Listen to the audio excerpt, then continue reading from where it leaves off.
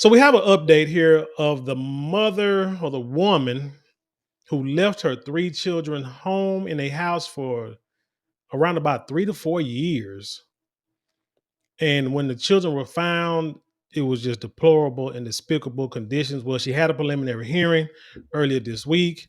What we're going to do, we're going to watch the little news story, and then we're going to read and see what the police said that they found when they got to the house. Don't forget to like, share, comment, and subscribe. And when you do subscribe, hit the notification bell so every time I drop a video, you will be the first to know about it. Let's hit it. Well, now to a major update. The mom accused of abandoning her three children in a home of squalor, facing a judge today. And who could forget the horrific conditions those children were living in when Oakland County deputies discovered them during a welfare check? That was back in February. Hazmat crews called to clean out the place. Investigators say the children slept alone there for several years, afraid to venture out. Well, today a judge ruled that there is enough evidence against their mother, Kelli Bryant, and ordered her to stand trial. Well, them prison braids don't look nothing like them street braids, do it? That's why I say I like my free world. Like it a lot. That decision coming after new details were revealed in court, with detectives saying Bryant confessed when she said, quote, "I sacrificed my children." 7 News Detroit reporter Sarah Michaels in court as some of Bryant's secrets were being revealed. Observation was what appeared to be feces covering their clothing and their hair. February 14th, Oakland County Sheriff's detectives were horrified to find 3 children, ages 12, 13, and 15, lived. I want y'all to let's go back and look at this picture right quick. You see this neighborhood. Now, from the outside looking in, it looks like a pretty decent neighborhood. The problem is what's going on inside the house, which we all know what happened. Stories like this is what's going to mess up Section 8. When y'all blame Trump and the Republican Party about how they're going to cut a lot of government, I don't want to say benefits, but a lot of government programs like Section 8 housing, stuff like that, food stamps. And you got people out here who get pissed off, or they say, hey, if you're going to use food stamps, use it for healthy foods. And people getting really upset about how they're going to lose all their benefits and stuff that taxpayers are paying. And I ain't tripping, because I remember, like I told y'all, I had food stamps and is it Medicaid or Medicare, Medicaid, whatever it is for the kids for a couple of years while I was trying to go to school. Didn't want to do it. Took a long time for me to do it. My pride wouldn't let me do it. But then when it came down to me trying to go to school and me taking care of the kids, I used the government for what for, what I'm saying, for like the little programs to help me get through it. And hey, everything turned out for the best. Only used it for like a couple of years and that's it. But when you got situations like this one where this young lady, I don't know what kind of job she had, it doesn't say how much she was paying in rent, but you have this house that looks like a nice house. When you look at the story, when you watch the story and when you see the pictures and the videos, you would think she was living like in the hood, in the slums, down there homeless. You would picture a 50 gallon drum out here with wood and fire and old men drinking, standing around and drinking, telling old stories. And crackheads over here smoking crack and stuff like that. That's what you would think you would see, but no, like I say, but stories like this is what would be the evidence that they would use to cut these programs. Because like, look, we giving programs to people who abuse it like this, and then they abuse their children. This is why that whole stop snitching. If it ain't my business, I'm you know what I'm saying, then it's not my problem. This is why you have to call out when they say well, if you see something, say something. This is why you have to do that. Because if you don't, if somebody doing something jacked up, sorry to say, it's not like they're going to correct their actions anytime soon, because they're living a high life.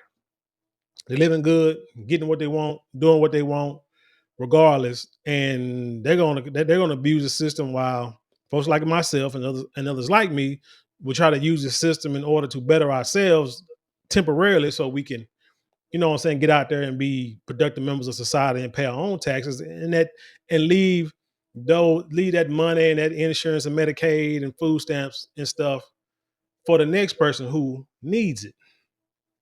But not this lady. Oakland County Sheriff's detectives were horrified to find 3 children, ages 12, 13, and 15, living in mold, feces, and squalor, abandoned in this Pontiac home for 4 to 5 years.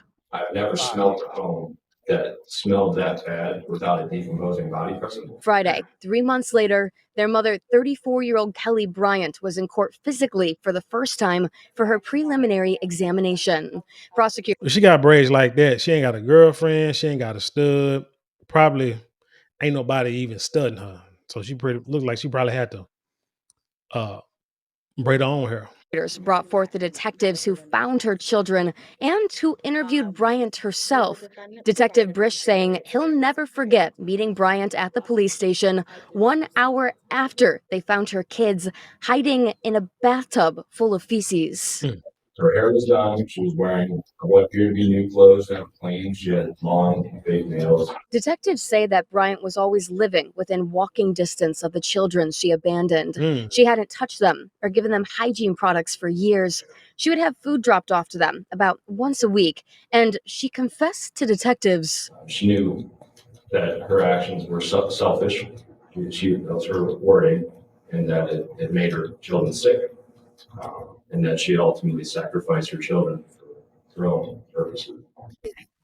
According to detectives, Bryant's children were found in soiled clothes, hunched over with toenails several inches long. Bryant admitted to telling the children to never leave or open the door, purposely instilling a deep fear within them. In those interviews, the court heard from all 3 victims about their irrational fear of strangers, pedophiles, and being blackmailed. Further evidence.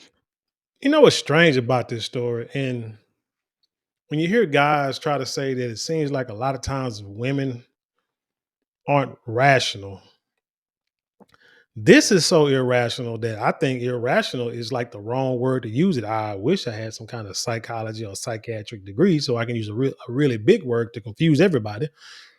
But this is way past irrational. You have a woman who had now she was living, that's what I'm saying. I don't know what kind of job she had. She had to have been on government assistance somehow, which is probably the real reason why she would tell them kids, don't answer the door, don't talk to nobody.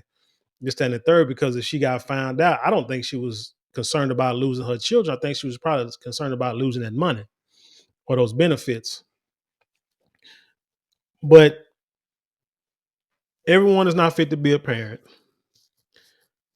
But my thing is I think the oldest boy was about 15 and the girls are like 12 and 10, if I'm not mistaken. But still,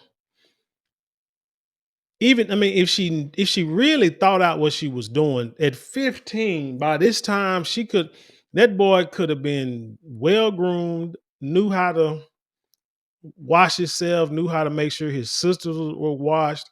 She would have cleaning products, vacuum cleaner. She would have told him, when to take the trash out. Make sure you take the trash out every whatever trash day is. Clean the house. Simple stuff. They could have did homeschooling. She could have had this thing set up. And I don't want to give none of you little sorry mamas and parents any ideas, but you tell she wasn't wrapped too tight, but she understood what she was doing, or she knew how to make an excuse or to sit there and say, oh, I sacrificed my children. And I know what I was doing was selfish. Yeah, you knew what you were doing was selfish, but you didn't care. Everyone is not fit to be a parent. And I know there are some things that I really want to say, but I can't. I'm just not going to say them. Brought forth revealed that Bryant would communicate mostly with the oldest boy through sporadic text messages. He had his mother listed in his phone as world's greatest mom. She had her children. She probably put that in. Listed as my oldest, kid 1 and kid 2. I would speak on the severity of the situation and my concerns for the children on their path to recovery and moving forward. And typically, her response would be, "Is there anything I can do to help myself?" Detectives said that Bryant told them she lied to all of her family to keep her children hidden. She took the batteries out of the smoke detector in the home, so there is no risk of the fire department or police officers ever coming by. The defense argues that after the children were discovered in their care house interviews, the children did not seem to be suffering from severe mental harm. Those children were articulate. They were answering questions. Ultimately, the judge did not agree. She sent Bryant to stand trial on 3 counts of first-degree child abuse and 3 counts of welfare fraud. Yep. See, that's what it was. Welfare. I knew. I haven't even seen this video. See, amazing. This is extraordinary. In Pontiac, Sarah Michaels, 7 News Detroit. And that's what they really gonna try to get on is that welfare fraud. Because with the kids, she might get some probation, may get a couple of years, but they want to get her for getting that money from the government. That's pretty much what it was about. She was getting money for them kids. And again, when you get these people to get online that'll sit there and try to defend themselves, when you say, man, you out here having a bunch of kids and you living off the system. For every kid you get more food stamps, get more TANF, but you don't know who the baby daddy is, so you just steal it from me, steal it from the taxpayers. You know, we got to pay for the choices that you made and made purposely. We've seen videos. I don't understand. That's the problem with social media, but it's a good thing with social media too, because a lot of people out there are telling themselves so they can get caught up real quick, and we can cut all that stuff out and make them get out there and do some work and go find them baby daddies. But you got seen women get on the internet talking about how that every child they have, they make sure they have different baby daddies so they can get maximum payments for food stamps and TANF and stuff like that. Instead of having one father for all your kids, and then you leave him, and then he can only pay like up to 33% of his check, something like that. 37% of his check can go to the kids. You see that. I mean, you see stories like that, and these women actually think like that, which is which is sad, detrimental, and it's selfish. No matter how you slice it, whether this story here or the stories I just sat there and told you, it's all being selfish. And again, when we say that, a lot of times it seems like these females think irrational, can't understand. Every woman in the world cannot be going through a crisis. Every woman in the world cannot be abused. And I ain't saying everyone in the world is irrational. I'm just saying, dang, all the ones that do this crazy stuff, all of them can't be going through different life differently than everybody else. Anyway, let's go to let's read the article here. This is from clickondetroit.com, and it reads: Oakland County mom accused of abandoning kids for years bound over for trial. Kelly Bryant heading to trial on child abuse, welfare fraud charges. I didn't read that. It said the Oakland County mom accused of abandoning her kids and forcing them to live alone in filthy conditions for years is now heading to trial. Kelly Bryant, 34, of Pontiac, is facing 3 counts of first-degree child abuse after authorities found her 3 children, a 15-year-old boy, a 13-year-old girl, and a 12-year-old girl, living alone. She also faces welfare fraud charges. That's what they're going to hit at. That's what they're going to hit her for, the welfare fraud charges. But like I said, these kids are old enough to where if she would like really thought this out, she could have been training. Because you can train a child, you can brainwash a child. Hell, you can brainwash old folks. I mean, hell, you know what I'm saying? Shout out to P. Diddy and Cassie. Don't matter what their ages are. If you grooming, you the mom too, man, you can tell these kids and have them believe anything. The only problem is when these girls get about this age, 13, 14, they going to come into their own. They really going to be like, going to really have an issue with mama because they women and they understand the BS when they see it. But that boy, he going to love his mama till the day he die, no matter what she do for the most part. Brown appeared for her preliminary examination on May 16, 2025, where a judge ruled that there was enough evidence presented by prosecutors for her to go to a jury trial. Brown will be going to trial for the charge of child abuse and welfare fraud. 4 witnesses testified in a preliminary hearing, including the responding deputies and the detective on the case who interviewed Brian. Responding deputies. This is what they said. Oakland County Sheriff's Deputy Quincy Curtis was called to the Pontiac home in February for a welfare check. The deputies had been called for a welfare check the day before but didn't get inside the home. And when he arrived the following day, the landlord was there with a locksmith. Okay, see that I didn't know. You know what I'm saying? We did the previous story, just said the landlord came, and for some reason he called the police, and then when the police got in, they saw all this. Didn't know that they went the day before. The landlord told Curtis that he hadn't seen or heard from the tenant in a while and hadn't received payment from her for some time. That's another thing. What is she out there doing? She got new hair, new clothes, new nails, and you can't pay your rent, player? That's what killed me about people who can, like people who smoke and drink all the damn time, but they always borrow money, ain't got money for rent, ain't got money for bills. But that advice, they can't put that advice down. That's amazing. When Curtis walked, because you probably no mind. When Curtis walked into the home through the garage, he saw a large mold stain on the ceiling, along with feces and trash everywhere. After that, he entered the home and said there were piles of trash, feces, and cobwebs throughout the inside of the home as well. He recalled the foul odor and said that he thought they'd be checking the apartment for a dead body due to the smell. Curtis said he encountered a locked door, and when he turned to check the other doors, he could hear crying coming from that first locked door. So he went back to it. He said he told the children that they were safe and that they needed to come out so he could check on them. As he did this, the oldest child came out of one of the closed bedroom doors. The boy had extremely long toenails and had a hard time walking straight, according to the deputy. After their brother had asked them to, the other two children opened the door. So see, she could have trained that oldest to keep that house clean. Man, I couldn't imagine being 15 years old, being in the house by with my siblings or what have you. And parents not there, but they making sure everything is taken care of, make sure the house is clean, what I mean, but really you need your parents in the house. I'm just talking crazy. When they came out, they were really hunched over, standing close to each other, holding hands, and wouldn't look up, according to Curtis.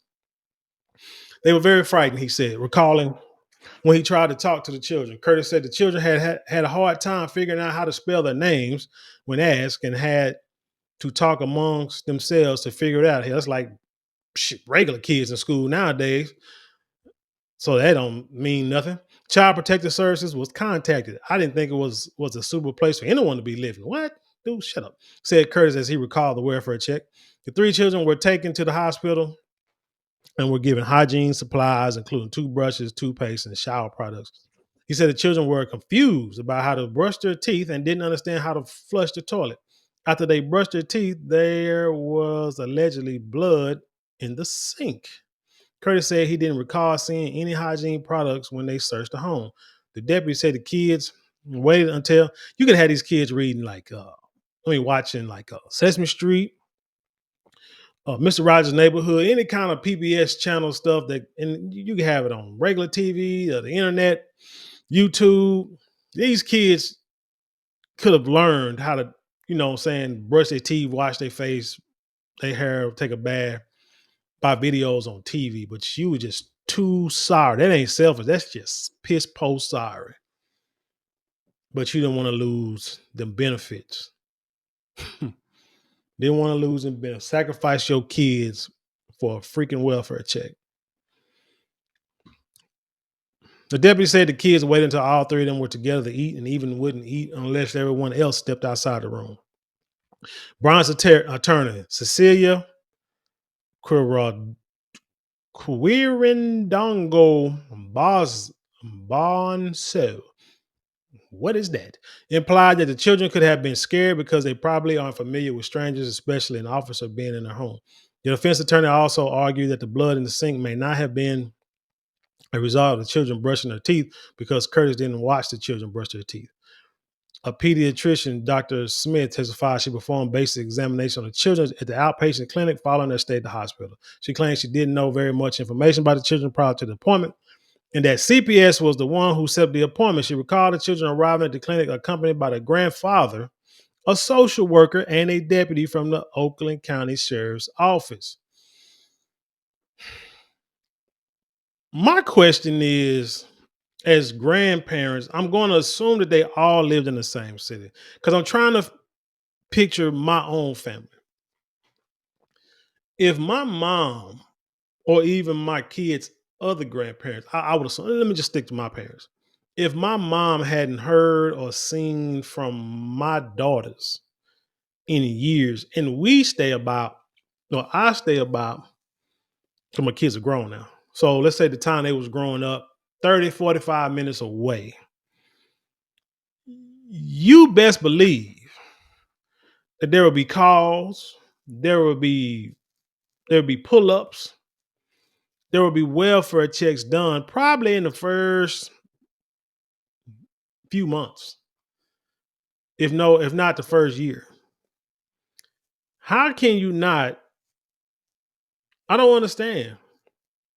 How can you justify not taking your kids over to your parents unless the relationship is all jacked up? But she says she lied to the to her family so they wouldn't take the kids away. So I would love to hear what lie she told in order to keep them kids away from the family. All this for a welfare check.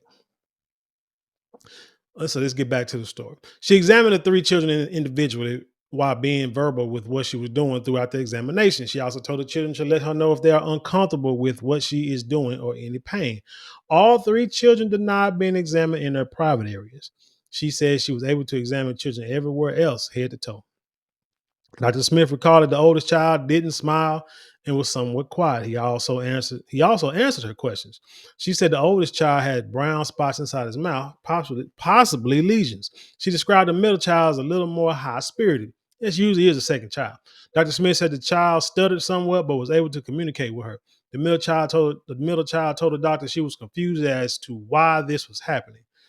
According to Dr. Smith, the middle child had a hard time standing up and her skin was darkened. That's like no sunlight, no nutrition. Pretty much like a lot of kids nowadays who eat that bug corn and don't eat healthy foods.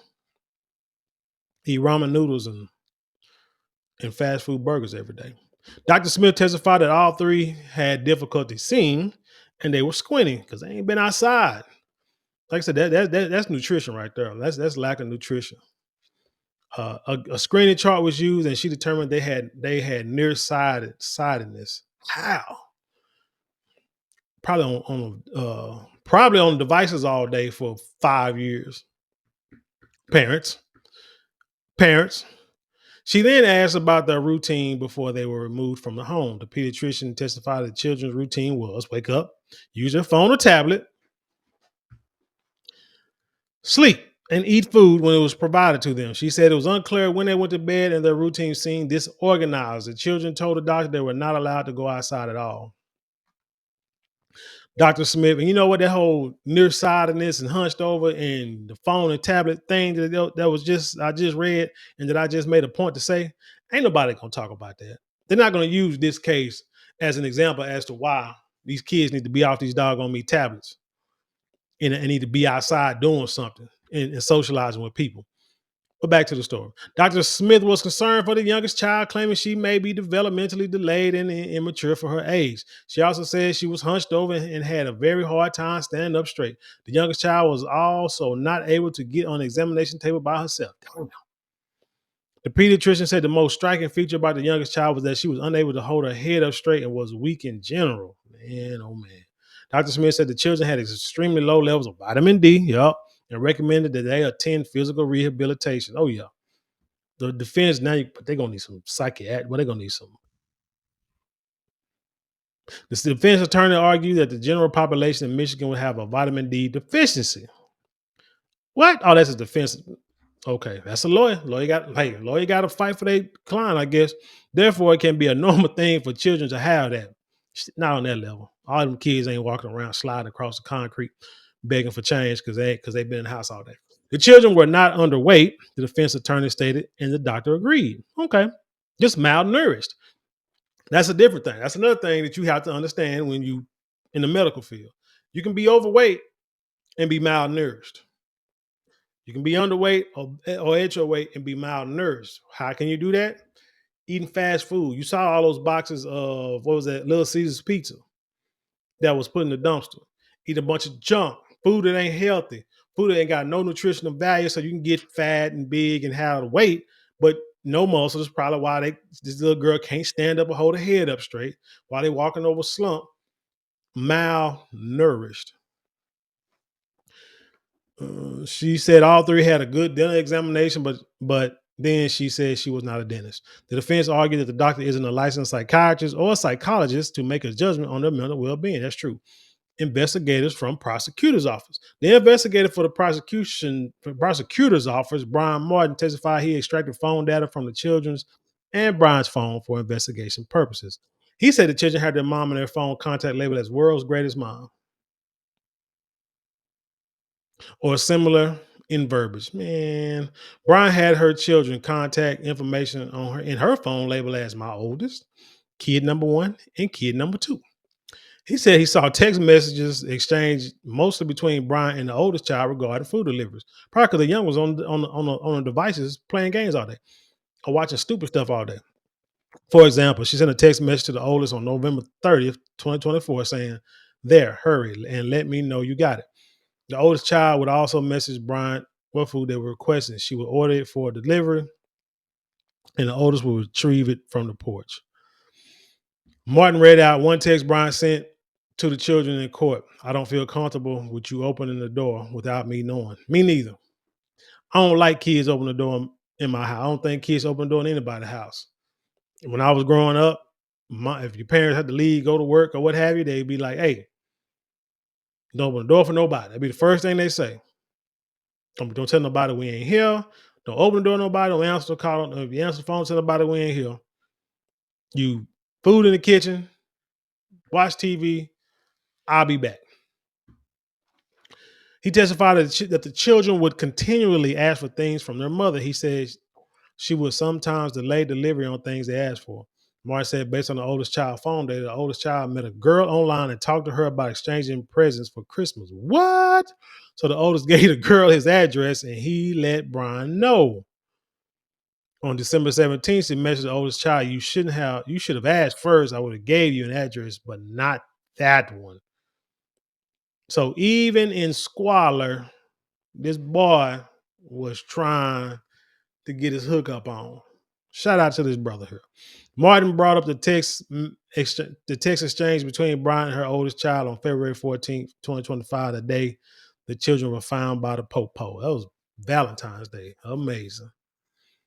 At 7:30 p.m., that's the oldest child messaged Brian saying police were there and they were scared. She responded telling them to hide and be quiet. The defense attorney argued that the mom could have been upset about giving away the address because he gave it to someone he had never physically met. The defense then claimed the mom was very active in communicating with the children via text and phone call, but your house was, God almighty, deplorable. John Brish, the detective in the Pontiac substation for the Oakland County Sheriff's Office, testified that he was part of the child abuse investigation.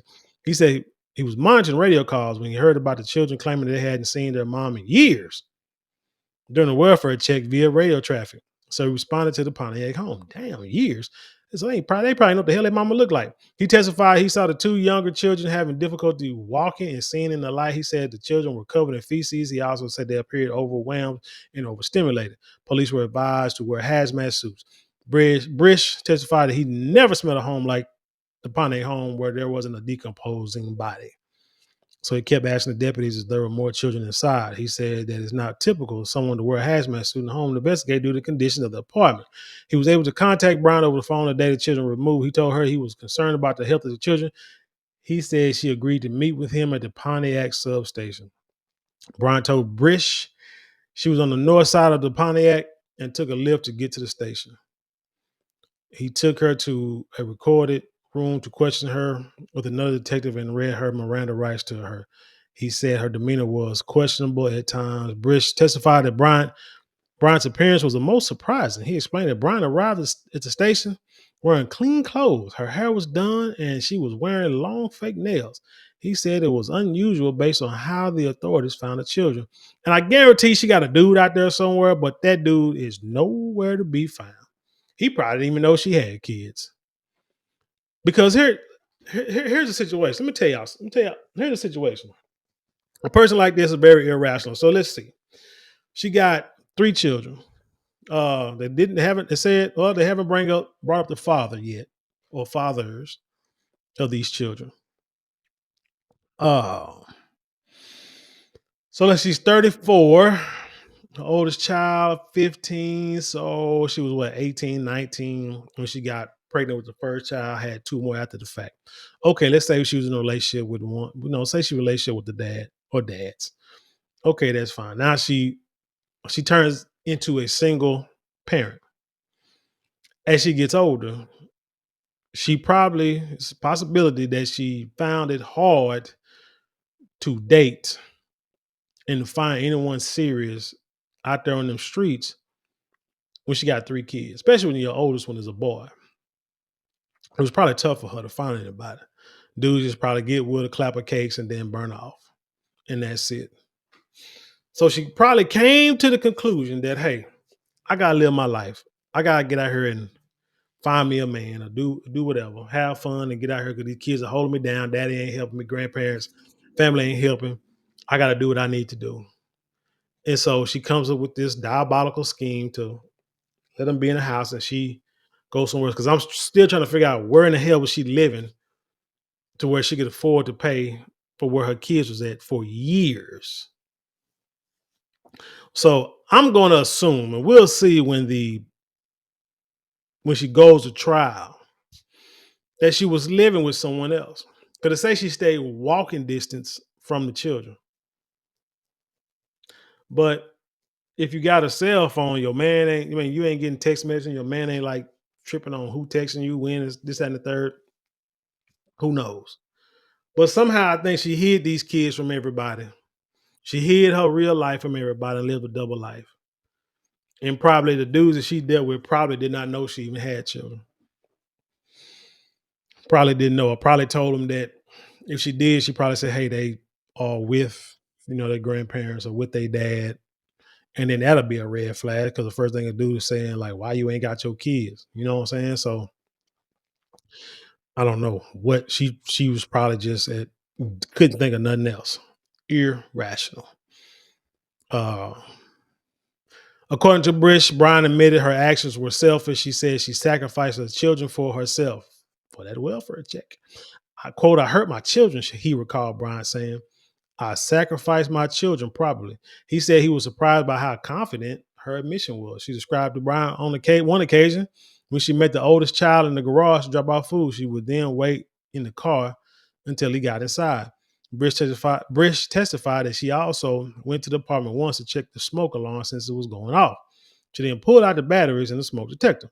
She confirmed she told her children to hide when police went to the home. She also told detectives she didn't want anyone to know her children were living there alone. Is there anything I could do to help myself? Brish recalled Brian asking when he noticed the severity of the investigation. Brish said she asked for advice to help herself. She initially claimed in an interview that she didn't have a support system. She later reportedly admitted she had communicated with the children's father and said they were unwilling to help her. So it's more than one father. She said she was going, and if that's the case, then them dads are sorry, deadbeat. This is why you got to be careful who you lay with, men and women, who you have children with. You got to think outside of your private parts, outside of your hormones, because you got to think if you create a child, who's going to take care of that child and how? I know sometimes a woman might get pregnant thinking that it'll keep a dude. Sometimes a dude will get a girl pregnant in order to control her, to show like leadership and dominance. It happens, but they're not really thinking of the child's circumstances or situation. So, what do you do? But everybody's not fit to be a parent. Everybody's not fit to even be in a relationship. Everybody's not fit to clap cakes. But what do you do? Let's see. She said she was going through something mentally and told the father of the children to take care of them. Brian reportedly is a victim of assault, leading to her having mental health issues. She reportedly made cover stories for different people she knew. The grandfather believed the children were living with their father. Man, damn. It's amazing. I haven't even read this article. Grandfather believed children lived with the father. Okay, Britt said that anywhere she lived throughout the city was within walking distance of the children. She apparently lived in multiple places within the city. She's going couch to couch, man to man, probably. She reportedly admitted to Brish it was common to talk to the oldest child, but not with the two youngest. Yeah, women don't. I don't know them and their daughters. That's their relationship. It throws me off sometimes with some of them. She made it clear that it may have been years before seeing the two younger children. Brish testified. He never interviewed the children himself, but he attended the forensic interviews with them. He testified they can talk and answer the questions they were asked. Before the judge made the ruling to bind Bryant over for trial, prosecutors made statements regarding the welfare of the children. Prosecutors said Bryant made deliberate steps to shield her children from people who could have helped. Prosecutors also said she prioritized hiding children over their safety based on her telling detectives that she had broken a smoke detector so it wouldn't attract attention. I do take the battery and to break it. The children stopped going to school. Man, I could imagine being a landlord and had to clean all that up. You got to hire somebody to clean that up. I mean, them people, hazmat people, them people cost money to come in there and clean. Because basically, I think they're taking stuff out just for evidence, really. But as to like clean, I wonder, it's going to be a while before that. I don't know. It's been a few months, so he might got to clean so far and rent it out. Or maybe I don't know. It might can't rent out until the trial is over. Who knows? The children stopped going to school and were living in filth. The children couldn't reach out to family because they didn't know their numbers, according to the prosecutor. One of the children claimed she never used soap in her hair because she didn't have any and believed it caused cancer. But your mama got fake hair, which evidence has shown that stuff caused cancer. The defense argued the children weren't mentally or physically harmed, making it not child abuse as defined by the statute. The judge called this an extraordinary case, extraordinary circumstances. The judge then ruled that Bryant would be bound over for trial on the child abuse and welfare fraud charges. The trial date has not yet been scheduled. Okay, so what do we think about this? Like I said enough throughout the video. This woman here, like I said, there's a lot of people out there not fit to be parents, just a lot. And a lot of it has to do with how they were raised and the situation, circumstances they are in. In order to fix a lot of problems that we have in this society, you got to start with the root cause. And 9 times out of 10, it starts in the home. You got to figure out how to fix the home. You got to figure out what's wrong in the home and how to fix it. Now, there's nothing 100% fail-proof when it comes to man. Nothing. Because I can sit here and say that, hey, the best and the most surefire way to try to guarantee success in your family is to have a husband, wife, children. That's the best way. But it's not 100% guaranteed. But it can minimize a lot of problems because you're going to have problems in the world regardless. But it can minimize problems. I grew up 2-parent household, me and my sister. And I have been married, divorced, married twice. So it's like so when I'm saying my first marriage didn't work. So, but I feel like I knew what it took to be a husband, to be a father, to have a family. Me and my kid's mom, I said like this, wasn't really on the same page as how to do that. Now her family dynamic was a little different than mine. So she saw things a little differently than I did, which is probably what caused us to clash and to, eventually separate. But like I said, you have to have a foundation. But now she's remarried and has, she's remarried. What I'm saying? So I think she's got a little older and probably a little wiser and see how things should go and everything, and more power to her. But like I said, you want to increase your chances because when we got more like single parents, grandparents raising kids, not a whole lot of structure, not a whole lot of discipline. When it comes to these babies, when they grow up, and they become hellions when they can't read, can't write like these kids. I mean, here you got kids who graduate high school, can't read past the third grade level, can't comprehend what they're reading. They can read words, but you ask them, okay, what did you just read? Explain, make a summary, give me a summary, and they'd be like, what are we talking about? I read words. That don't make you smart. That just means you can regurgitate. I mean, you can see something and read it. That's it. But if you don't understand, what's the purpose? I could set a contract in front of you, say read this and sign it. It could be a contract you signing your rights over to me for the next 20 years to make 20 albums, and we have like freak out parties. And but hell, if you can't understand what you signing, it ain't doing you no good, right? But anyway, you got to figure out the root cause of the problem. Try to keep the family together. That'll kind of minimize a lot of stuff. It'll make it easier to figure out how to fix things. If the kids come up from like a dysfunctional family, you got to have a disciplinarian in the house, no matter if it's 2-parent household or 1-parent household. So the parent has to set the rules, set the standards, no matter what. Because I mean, people become single parents for many reasons. You probably could be never got married, or the person that you had kids with was in a life of crime, and now they in prison or they dead. Or the spouse could have died. You know what I'm saying? Died, in some way, shape, or form. Could have just up and left. You know what I'm saying? Cheated on you, up and left you. It could be different reasons why, but the thing is, you still got how, no matter what you're going through, you got to be able to discipline children, and teach them. At least give them a fighting chance to survive in the world. If you never figure out what the root cause of the problem is, stuff like this will continue. So the question, she said she's been physically abused. She said the father didn't want anything to do with the kid. It's almost like that story. What was a story where the 2 kids died? I think of carbon monoxide poisoning, sleeping in a van. It was in Detroit too, or it's up there in Michigan somewhere.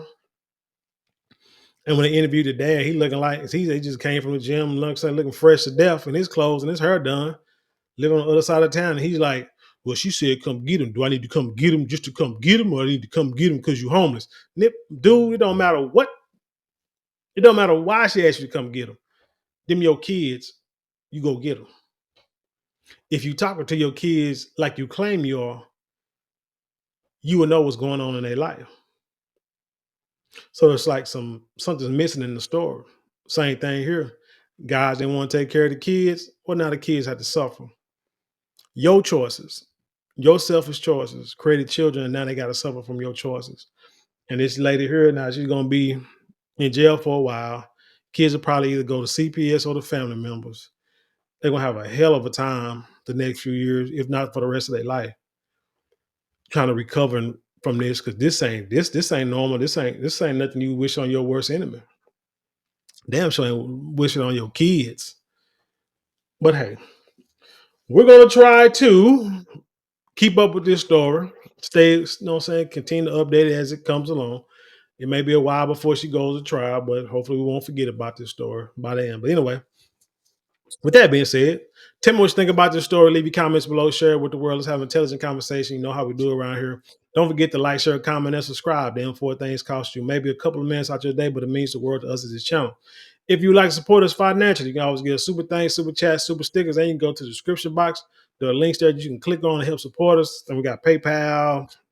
I don't know if it's Zelle, but I know Cash App, PayPal, and I think Zelle.